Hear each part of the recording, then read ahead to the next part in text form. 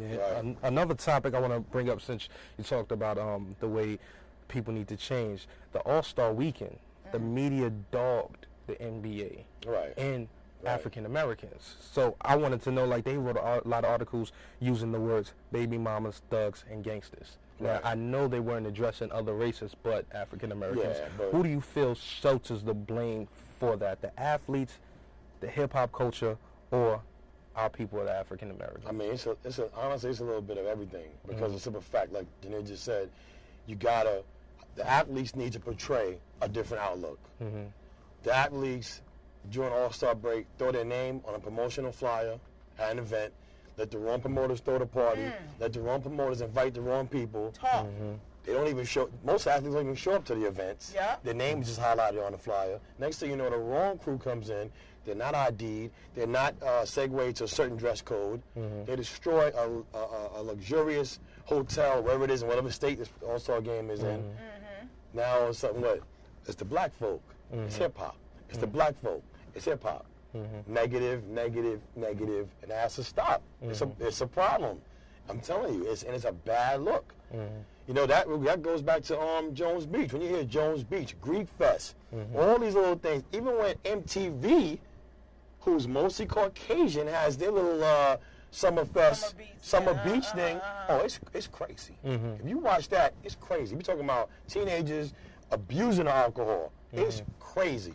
Yeah. You see, it's not glorified the way this is glorified. Because it's under control, and there's rules to the game. And so we don't play by any rules. We just, we just gonna wild out. Right. We're just gonna get there and we're gonna wild out. And, I blame hip hop for the babies, mamas, the gangsters, because we use this at all time. I remember a time where, somebody would walk up to me and say, "You look so good, you could be my baby's mama."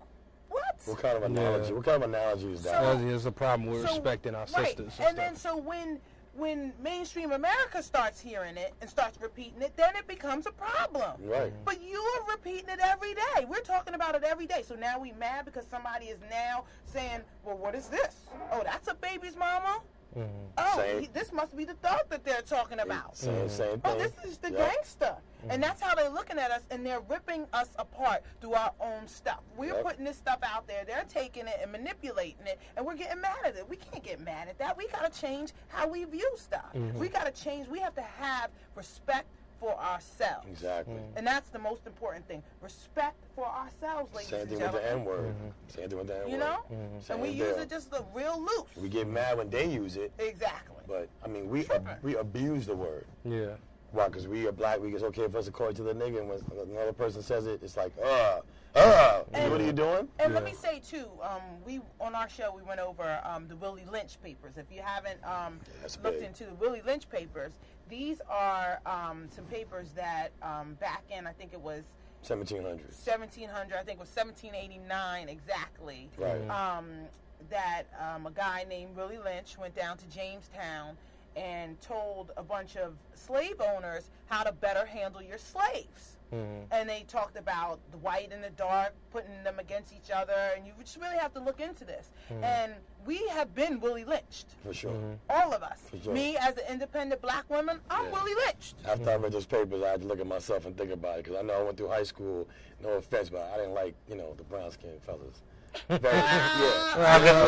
we was pretty as well. I'll be sure Will Smith was killing me in high school, but I couldn't get no love, But thanks to my man Denzel, and Wesley Snipes, we came back in the frame. But all jokes aside, that Willie Lynch thing, it led to that. Like portraying light-skinned blacks against dark-skinned blacks, portraying men against women of color. And that was a problem. Women up front. Right, that's a problem. And this is serious in our culture.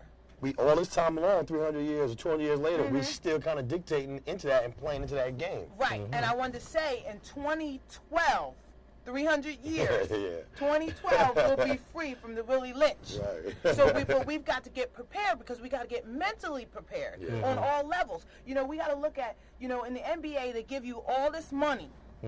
Right? To do your thing, to play ball and everything like that. But they will take that money away from you if you do not act right. We've seen that with Michael Vick. I'm about to say We've that. seen that with Don't embarrass We've seen that them. with Mike Tyson. That's what it is. Don't embarrass Exactly. them. That's a good one. Don't embarrass them. And let me tell you something else. Going back to the All-Star parties. If you ever notice, these guys don't ever portray the NBA logo. You worked for NBA before. You know what it is. You can't put that logo on those parties. You'll be sued heartlessly. There's certain things we can't say or get caught out there doing and stuff Kobe like Bryant can put his name on a flyer and say, come to the Kobe Bryant party. Don't you endorse it by putting the NBA on there? Because it's embarrassing. Mike Vick embarrassed the NFL. They don't care when him fighting with no dogs. Take it away.